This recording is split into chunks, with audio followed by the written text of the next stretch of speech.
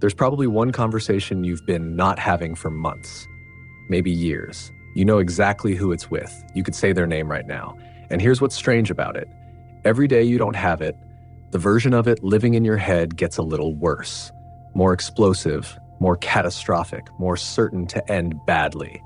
Meanwhile, the actual conversation, the one sitting there waiting, almost certainly isn't any of those things. That gap between the conversation you're dreading and the conversation you'd actually have is not a minor detail. It's one of the most consistently replicated findings in social psychology, and almost nobody knows it exists. Start with what's actually happening when you avoid a hard conversation, because it isn't nothing. It isn't passive.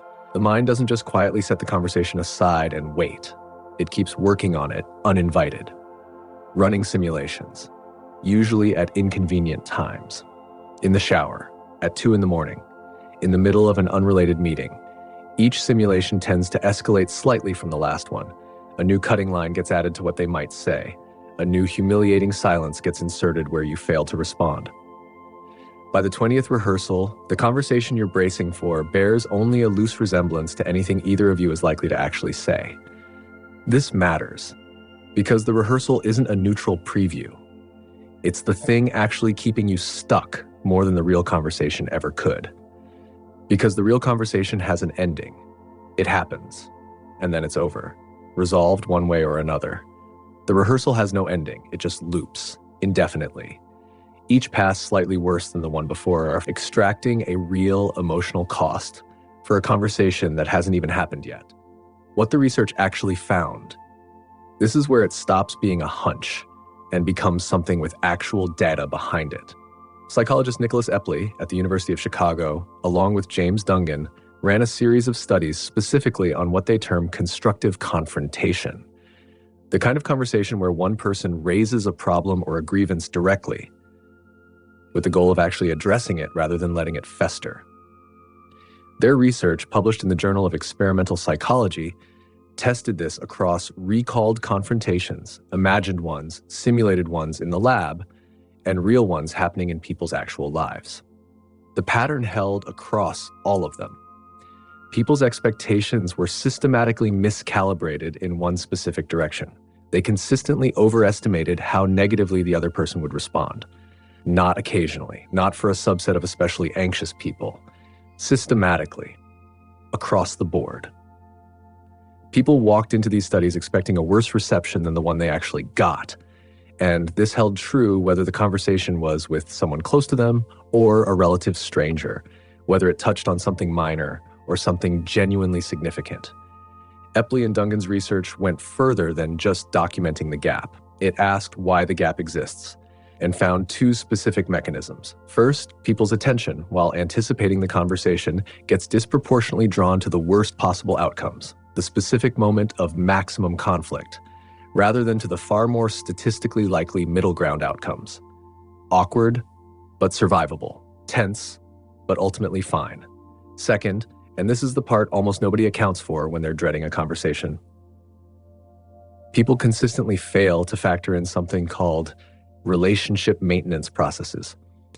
In plain terms, the other person in that conversation is not just a passive target absorbing your grievance. They're also motivated to preserve the relationship. And that motivation activates the moment a real conversation starts, pulling the interaction toward repair rather than rupture, in a way that's almost invisible from the outside. Sitting alone, rehearsing. This connects to earlier work from the same research group. In an earlier set of studies, Epley and Juliana Schroeder found that commuters on trains, when randomly assigned to strike up a conversation with a stranger, reported having a significantly more positive experience than commuters left to sit in solitude, and significantly more positive than they themselves had predicted beforehand. The follow-up question was obvious. If it goes better than expected, why does everyone keep avoiding it? The answer their subsequent research found was specific.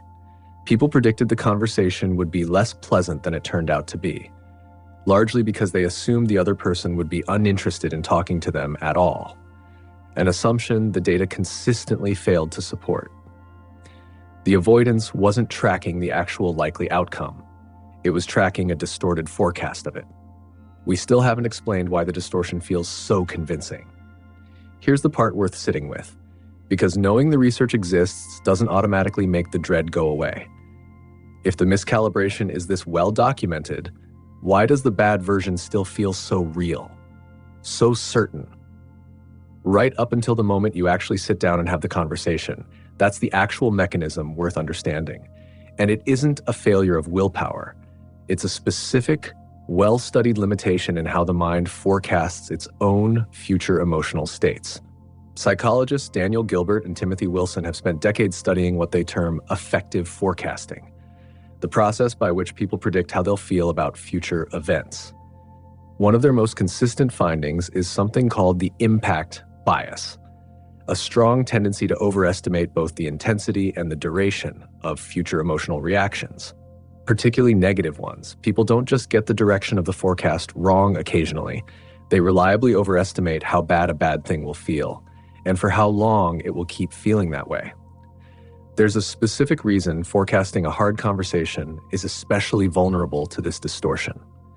When you imagine the conversation in advance, you're not simulating its full arc, the opening, the middle, the resolution, the part afterward where you both, in most cases, feel some relief that it's finally been said.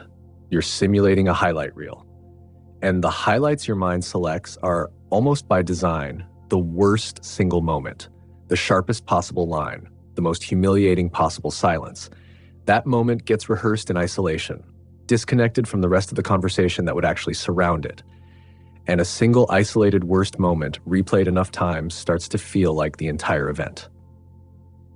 Related to this is what psychologists sometimes describe as an empathy gap, drawing on research from George Lowenstein and others on how difficult it is to accurately predict a future emotional or visceral state while in a calm, ordinary state of mind. Sitting calmly, planning the conversation, you're trying to simulate how it will feel to be in an anxious, activated state during the conversation itself.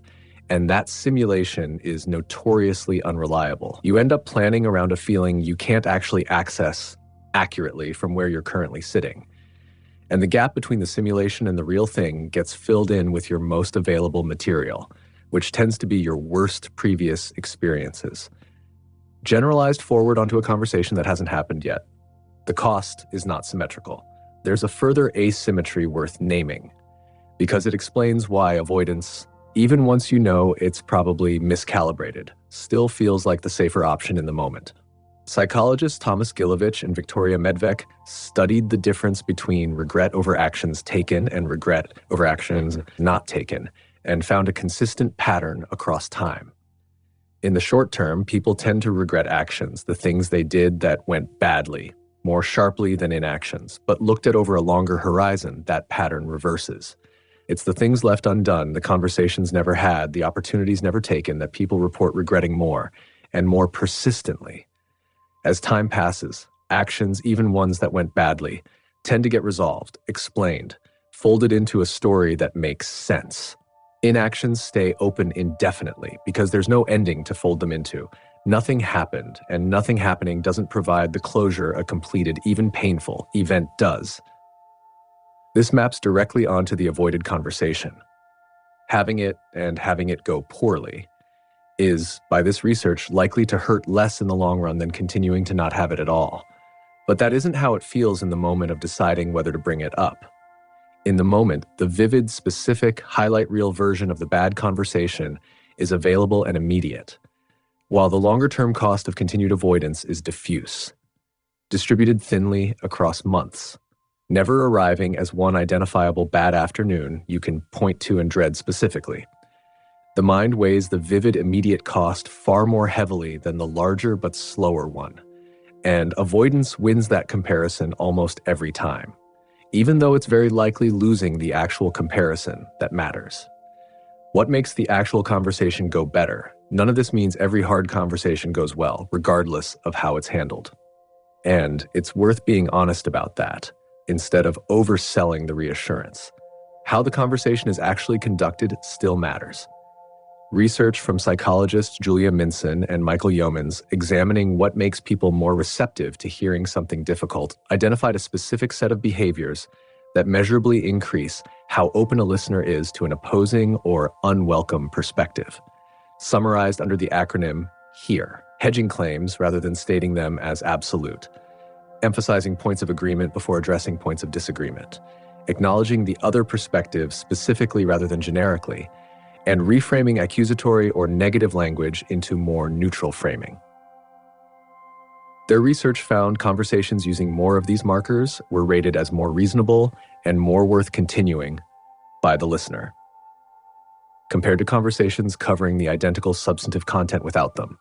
This detail matters because it reframes the entire fear driving the avoidance in the first place. The dread usually assumes the outcome of the conversation is fixed, determined entirely by the difficult content itself. Bad news delivered, grievance raised, therefore bad reaction guaranteed.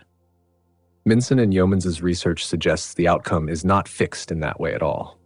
It's substantially shaped by how the conversation is opened and carried, which means the version being rehearsed at 2 a.m, the one assuming a fixed catastrophic outcome no matter what you say, isn't just probably too negative. It's built on a false premise about how much control you actually have over what happens next. So the conversation you've been avoiding is very likely not the conversation you've been rehearsing.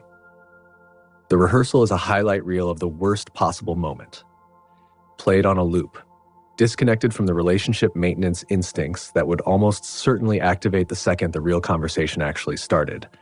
The dread you're feeling isn't a reliable forecast.